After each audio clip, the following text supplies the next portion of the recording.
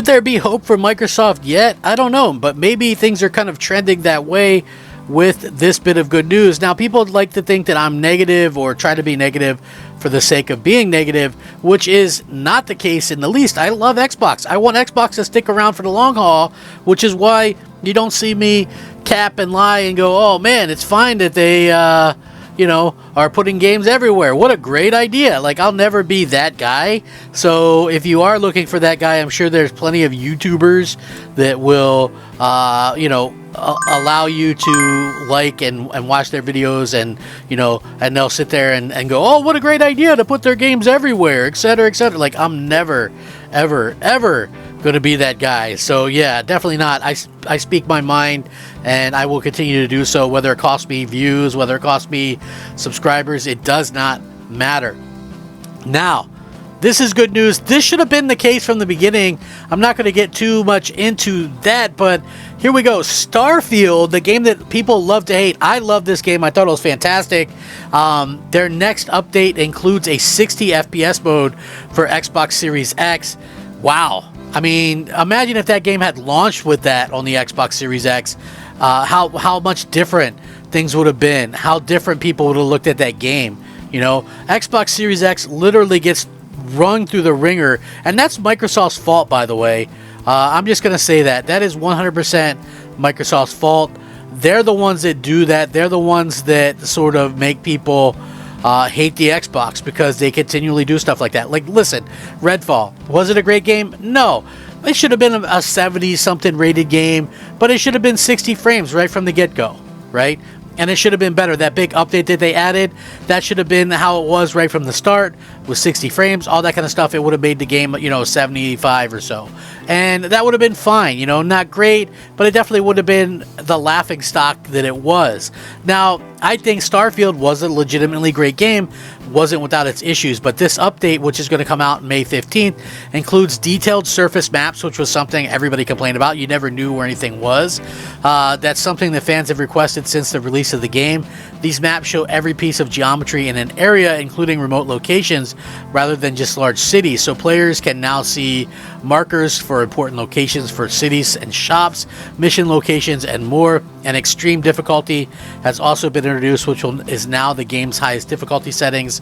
Players can now customize the interiors of their ships, similar to the way that players could already customize their homesteads. This includes changing the position of furniture and other decorative items, which I think, that's something that a lot of people were kind of talking about and wanting to see kind of come about in this situation as well. So Starfield looks like it's getting all the things that would have made it a 90+ rated game of the generation or whatever. I mean, there's always going to be stuff that people make fun of, but at the same time, it's hard to make fun of a game that is kind of pushing the boundaries of stuff that Starfield is. I honestly feel that years from now, people will look back at Starfield and really just like the game and really say it was underrated and things like that.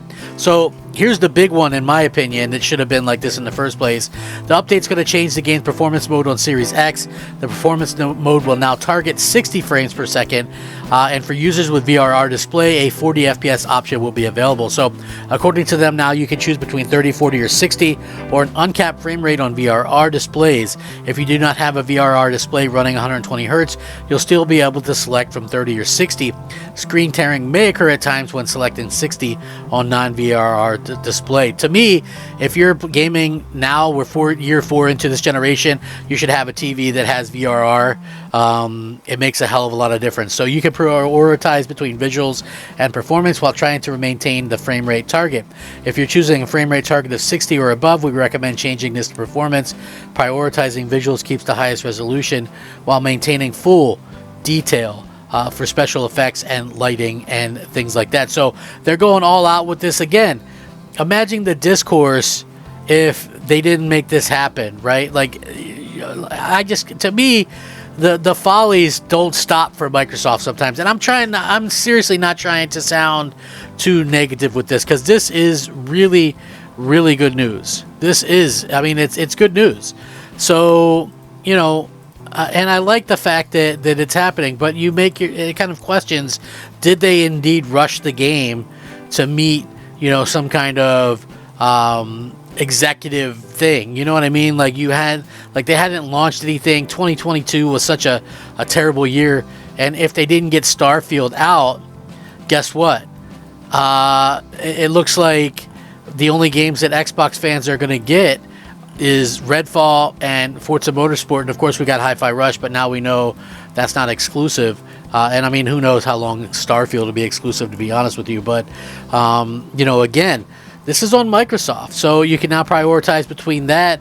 Prioritizing performance lowers internal resolution and detail for special effects, lighting, and crowds. Both modes may adjust internal resolution dynamically when scenes or action gets heavier as well.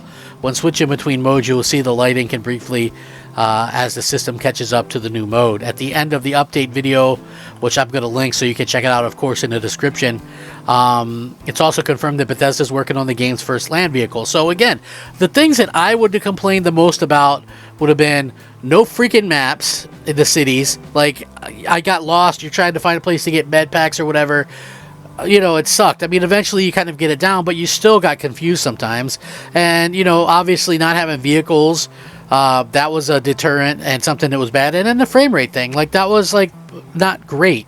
So, Todd Howard confirmed this week that Starfield Shattered Space Story expansion will release this fall and is reportedly targeting a September launch. He also reassured fans that Starfield will support console mods and that the creation kit modding software is coming soon. Bethesda also obviously has been busy. They released the long-awaited next-gen update for Fallout 4, so they're kind of firing on all cylinders and all that kind of stuff. You know, hey, good for them. I think that's great that they're able to do that. For me personally, I think you know, Starfield is such a great game. 83 Metacritic, and I know that like the Metacritic isn't at be-all, end-all or anything like that, but it's unfortunate when you have people, you know, like myself, like I was looking at this as being like this ultimate game, the game that's finally going to make owning an Xbox worthwhile. And, you know, at the end of the day, did it do that? Like, that's the question. You know, I would kind of ask that question. Is it a game that really accomplished that for Microsoft? I don't think so. I think that it kind of had a lukewarm reception. A lot of people were kind of had a negative perception of the game due to like loading screens and things like that. To me, the loading screens were not an issue because, you know, they were so quick, and most of the time I didn't even notice it, to be honest with you. It was like everybody else was talking about this thing, and I was just like, I don't get it. You know, so I guess I still don't get it, but you know, it's like other games have load screens, okay? Like, holy cow, it's not the end of the world.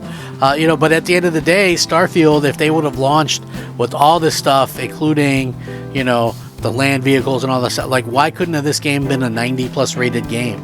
Like, I feel like this is the game that we were meant to get in the first place, and it's such a shame that I think this generation is most known for you know, giving us things that later on that we should have had right from the beginning, and that's a real shame in my opinion. You know, like, that is, I think, the biggest thing. Yeah, DLC and all that stuff, that stuff happens and that stuff comes at various points and times and things, but you know, for the fact that you have people that are kind of waiting for this game or whatever. And, you know, we all suffered through that terrible 2022. You know, it's just really unfortunate that they're launching this stuff that makes the game what it could have been all along. You know, so I don't know. Let me know what you guys think, though. Thanks for watching. I'll link this so you can check it out. Crap Gamer out.